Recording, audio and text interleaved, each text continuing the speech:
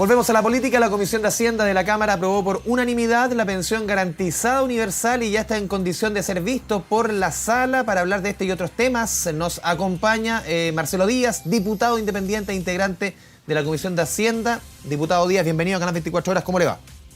Muy bien, gracias. Buenas tardes, Andrés. Un gusto saludarte. Diputado, quiero partir por otro tema. Usted estaba en la reunión con el presidente electo Gabriel Boric como parte del Movimiento Uniro, ¿no? ¿Recién?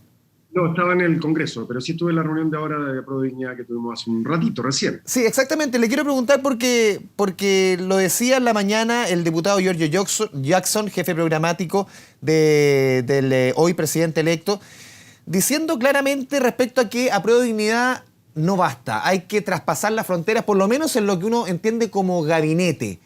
¿Usted cómo ve en la posición de Giorgio Jackson? Porque los partidos, por lo menos los movimientos que acompañan a Gabriel Boric, no vamos a decir que son reticentes, pero tienen una estrategia distinta para relacionarse eventualmente con los partidos de la ex nueva mayoría o de la concertación.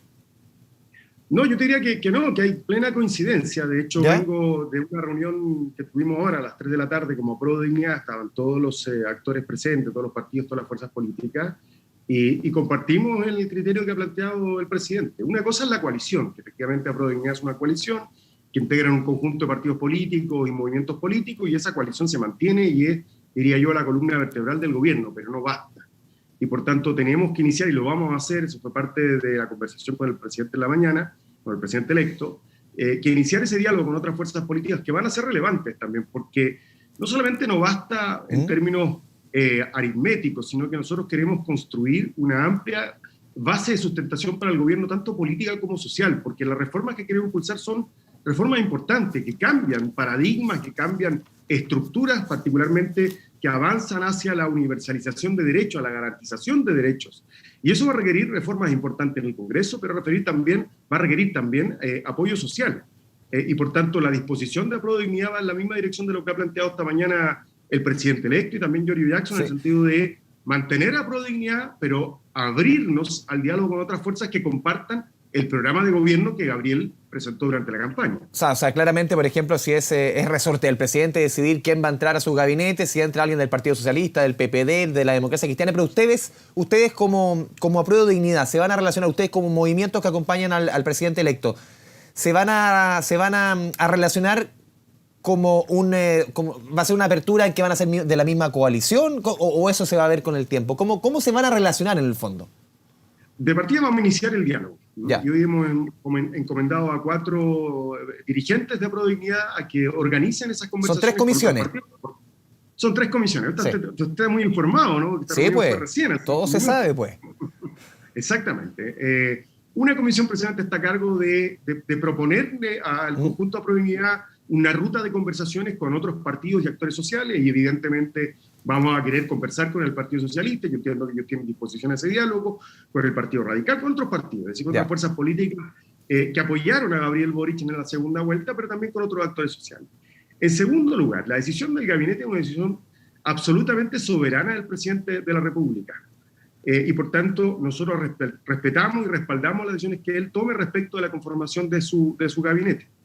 Lo que nosotros tenemos que hacer como Prodignidad es colaborar con el gobierno en la ampliación de esa base de sustentación del gobierno y del programa de transformación. O sea, diputado, para entender, podría ser, por ejemplo, que en un gabinete estén ministros de partidos que, por ejemplo, usted fue parte del Partido Socialista, el PPD, pero no a nivel de partidos, van a ser parte de una coalición, para entender que son 2 mundos distintos que van a cohabitar, para quienes nos estén viendo entiendan. Son 2 mundos distintos que pueden cohabitar. El futuro no está escrito en piedra, pero evidentemente ese es el diseño inicial. La Prodignidad tiene límites, tiene contornos, pero entendemos que la segunda vuelta nos permitió además iniciar conversaciones, diálogos, y esos diálogos hoy día tienen que traducirse en la mejor disposición de colaboración. Entonces, efectivamente, tú planteas un escenario que puede ser real. Tampoco nadie nos ha planteado, por lo menos desde ese mundo, ingresar a Prodignidad, por tanto no es algo que esté en la agenda. Pero entendemos que nuestro rol desde la coalición de la que proviene el presidente electo es tener toda la disposición a dialogar con quien sea necesario para conseguir los respaldos que va a requerir el programa que fue sancionado también el domingo. El alto apoyo de Gabriel también va asociado a su figura, pero también un conjunto de reformas que él planteó durante la campaña y que nosotros queremos que se viabilicen. Usted sabe muy bien que hoy día el Congreso que vamos a tener a partir del 11 de marzo, nos plantea un desafío mayor, es más complejo para construir mayorías, tanto en la Cámara como en el Senado. Por tanto, esta conversación colabora en esa dirección y por lo menos nosotros hemos manifestado y es consenso en la Prodignidad que es correcto tenerla y que el planteamiento que nos ha hecho el presidente electo es el planteamiento correcto también. Diputado, a ver, si uno hace la aritmética un poco que usted comentaba, 1,8 millones de votos sacó el presidente electo en la primera vuelta, 4,6 en la segunda vuelta, creció 2,8. Estaba revisando recién números, 730.000 personas que no votaron en la primera vuelta, sí votaron por Gabriel Boric en la segunda vuelta. Sumó también muchos votos de la centroizquierda, el sector del que usted proviene. A ver, ¿hay conciencia dentro de los partidos en esta reunión de que obviamente van a tener que manejar las expectativas respecto a todas esas reformas que usted menciona, porque también el triunfo se debe al apoyo justamente de esos sectores que muchas veces no comulgaron con ese programa de la primera vuelta? Yo te diría que falta todavía análisis más detenido de las cifras para saber exactamente cuáles son las fuentes que permitieron, las fuentes de apoyo electoral que permitieron el triunfo de Gabriel. Yo te diría que también hay un conjunto de gente que no había votado ni en primera ni en segunda vuelta muchas veces en otras elecciones, que antes sí votó en el apruebo y que se movilizó. Se movilizó en torno a la esperanza que representaba Gabriel, pero también en torno al miedo que infundía a Kast. Y de ahí esta frase de que la esperanza le ganó al miedo. Sí. Esa gente, yo diría más bien, una gente que estaba lejana a la política, al conjunto del sistema político, que quiere cambios profundos, que quiere cambios sustantivos, que quiere una mejor calidad de vida y que desconfía de todos los actores políticos, todos los sectores políticos para hacer los cambios que garanticen esa vida digna.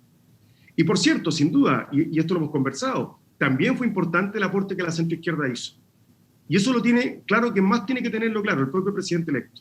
Él sabe que en este resultado histórico, en términos absolutos, en términos numéricos, en términos políticos, tiene distintos orígenes, ¿no? Por una parte, insisto, el apoyo que dieron estos partidos que antes se agruparon detrás de la candidatura de Yana Proboste y otras, pero también de gente que votó por primera vez o que no votó en primera vuelta. Eso es lo que explica esta tremenda expansión de voto en primera y segunda vuelta. Pero tú dices algo que es cierto, Andrés. Vamos a tener que manejar la expectativa sin ninguna duda. Pero además lo hemos dicho desde el comienzo. El programa de transformaciones que queremos hacer es tan importante. Yo lo vivía en el gobierno de la presidenta Bachelet, que requiere mucha fuerza política, pero también mucha fuerza social.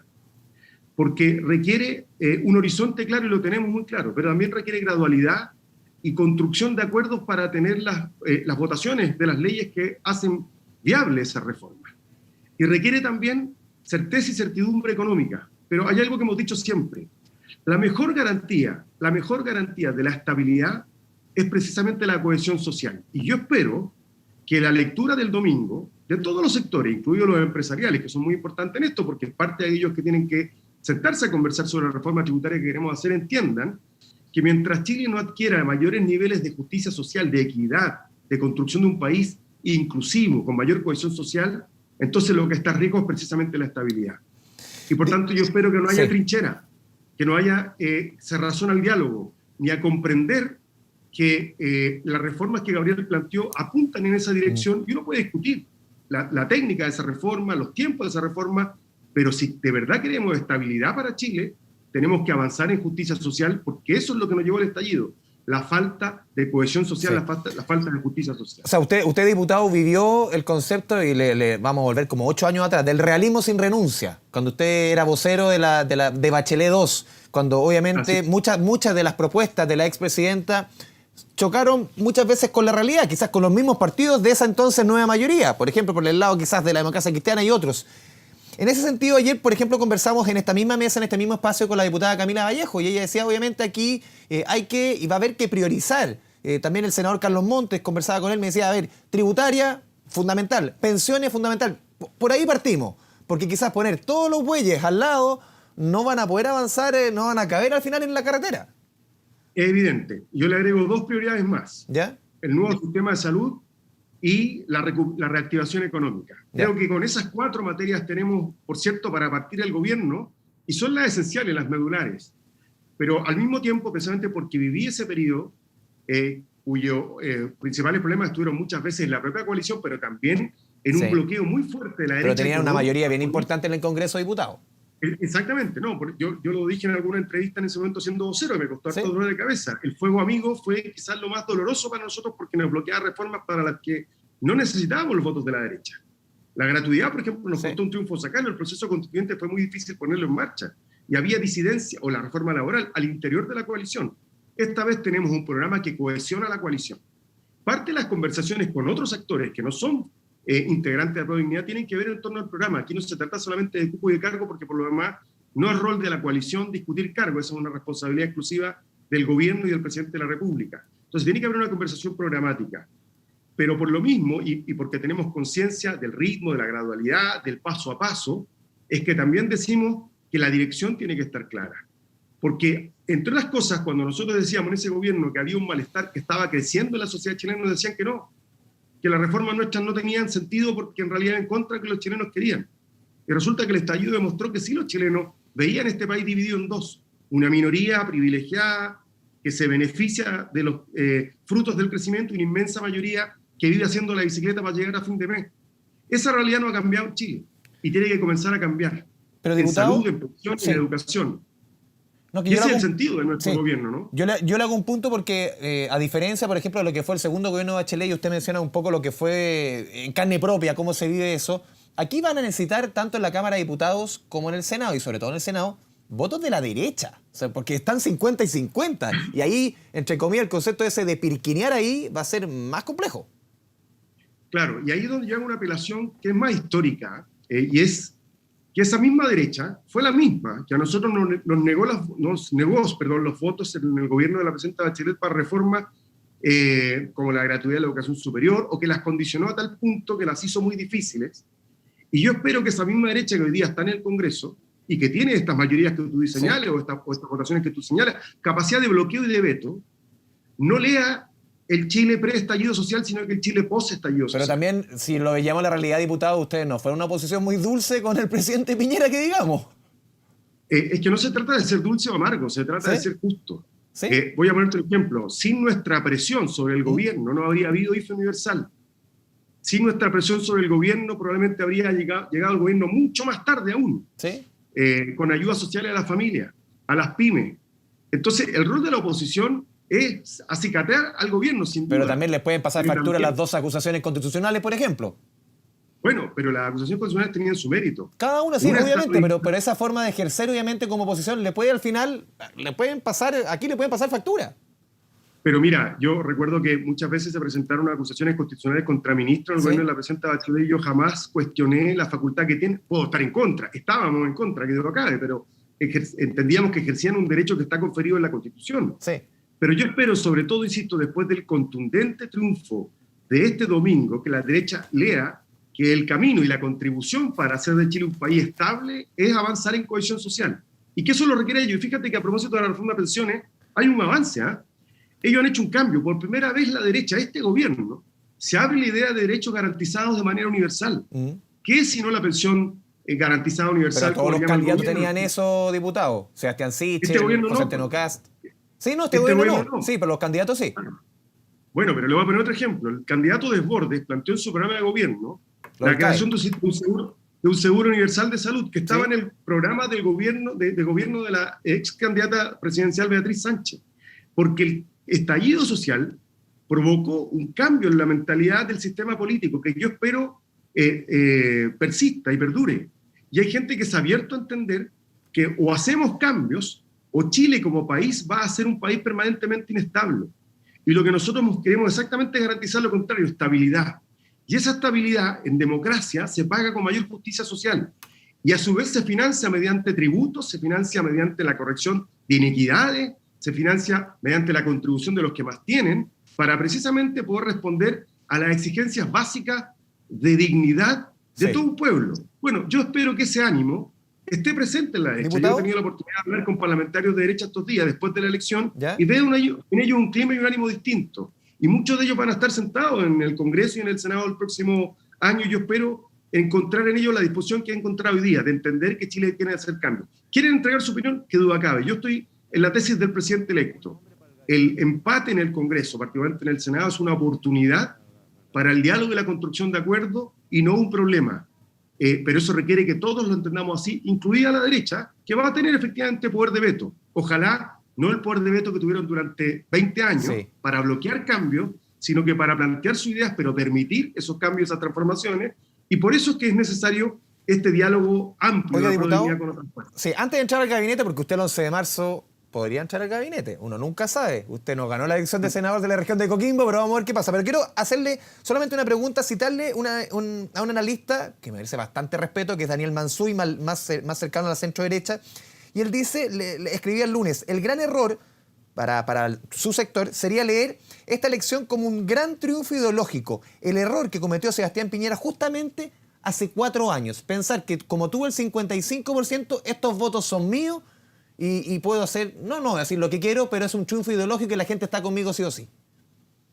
Concuerdo con él. Yo creo que ese fue uno de los errores más profundos del presidente Piñera, que se derrumbó como un castillo naipe el 18 de octubre en la noche. Hasta ese momento él pensaba que era posible desandar un camino de conquista. Esa es la lectura social, justamente para Boric ahora.